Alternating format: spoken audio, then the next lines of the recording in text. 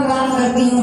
मुझे चिंता नहीं है स्वर्ग जाके मोक्ष पाने की, मुझे चिंता नहीं है स्वर्ग जाके मोक्ष पाने की, तिरंगा कफन मेरा बस यही अरमान चाहती है, आदरणीय सभापति महोदय, सामाजिक शिक्षकगण, आए हुए अगौतुए इस कार्यक्रम में उपस्थित हमारे सहपाठीगण, इस कार्यक्रम में मैं टीकी ओझा आप सभी को हार्दिक अभिनंदन करती हूँ। इस कार्यक्रम में आप सभी के बीच कुछ अपने विचारों को साझा करना चाहती हूँ कि देश निर्माण और देशभक्ति है क्या। मैं आप लोगों से खुल के कहूँगी, आप लोग समझ के सुनेंगे। मैं नहीं मानती कि राष्ट्रगान सिर्फ बाल सिगरेटों में खड़े होकर जनगण मन गाना और वंदे मातरम भारत माता के जो शुरू से नारा लगाना ही देशभक्ति है। क्योंकि महोदय ये गोल नीति नियम नैतिकता जैसे मूल्य कोडियों की धज्जियां उड़ाते हुए लोग नजर आते हैं, मूल्य कोडियों की धज्जियां उड़ाते हुए लोग नजर आते हैं। ये वो सदी है जहाँ सत्य अहिंसा सदाचार शांतियों एवं शरीर जैसे मूल्य कोडियों के अभाव में लोग बिकते हुए नजर आते हैं, मूल्य कोडियों के अभाव में लोग बेचे हुए नजर आते हैं।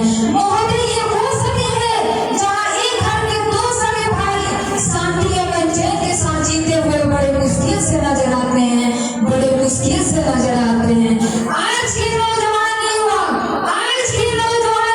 फेसबुक व्हाट्सएप इंस्टाग्राम जैसे सोशल मीडिया नेटवर्किंग साइट पर चीटिंग डेटिंग फ्लर्टिंग के पाए जाने फंसे नजर आते हैं।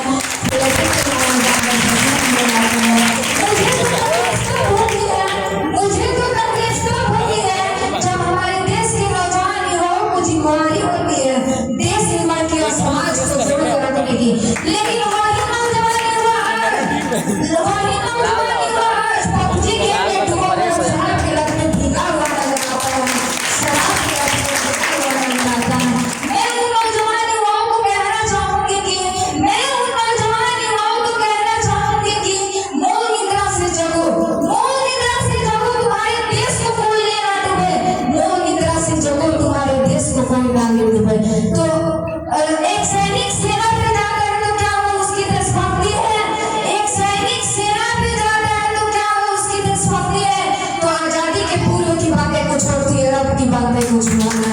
तो आजादी के पूर्व की बातें कुछ और थी, अब की बातें कुछ और है। तब जाके झांसी की रानी से लेकर भगत सिंह, चंद्रशेखर आजाद से लेकर महात्मा गांधी तक इन जैसे लोगों को हम देशभक्त कहेंगे, इन जैसे लोगों को हम देशभक्त कहेंगे। आज देशभक्त कहूँ तो मैं किसको कहूँ? आज देशभक्त कहूँ तो मैं किसको कहूँ?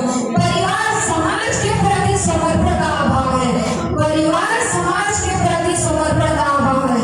हर एक देशद्रोही के जीवन में आने वाला तूफान है, हर एक देशद्रोही के जीवन में आने वाला तूफान है।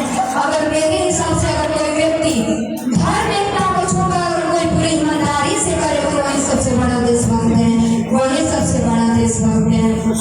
एक गरीब भूखे बीमार को दवाई दी जाए तो वो है देशभक्ति, एक गरीब भूखे बीमार को दवाई दी जाए तो वो है देशभक्ति, वो है देशभक्ति। एक पत्रकार अपनी पत्रकारी को पूरी ईमानदारी से करे तो वो है देशभक्ति, वो है देशभक्ति। एक शिक्षक पैसे के लिए नहीं, एक शिक्षक पैसे के लिए नहीं बल्कि वो अपने विद्यार्थी को आगे बढ़ाने के उद्देश्य से पढ़ाता है तो वो है देशभक्ति, वो है देशभक्ति। आज के नौजवान इस वतन की रक्षा करने के लिए दूसरों को मारने के लिए नहीं बल्कि खुद मरने के लिए तैयार होता है तो वो है देशभक्ति, वो है देशभक्ति। इन देशद्रोहियों को मैं कहना चाहूंगी कि एक हवा में जहर घोलने वाले लोगों, विजय तो हमारी इंसानों पे होती है। तुम क्या बदलोगे तस्वीर हमारे हिंदुस्तान की? तुम क्या बदलोगे तस्वीर हमारे हिंदुस्तान की? शेरों की जगह पे माँ भारती बसती है, शेरों की जगह पे माँ भारती बसती है। अब कुछ महिलाओं को किताब और महिलाओं को आरक्षित करने की नहीं बल्कि सुरक्षित रखने की जरूरत है, क्योंकि दहेज प्रथा, बाल विवाह, कन्या जैसे बलात्कार जैसे बातें बढ़ती हुई नजर आती है, बलात्कार जैसे बातें बढ़ती हुई नजर आती है। हर तरफ देखो तो हवस की जलाल बैठे हैं, हर तरफ देखो तो हवस की जलाल बैठे हैं। संभाल कर रखो सब अपनी फूल सी बेटियों को, संभाल कर रखो सब अपनी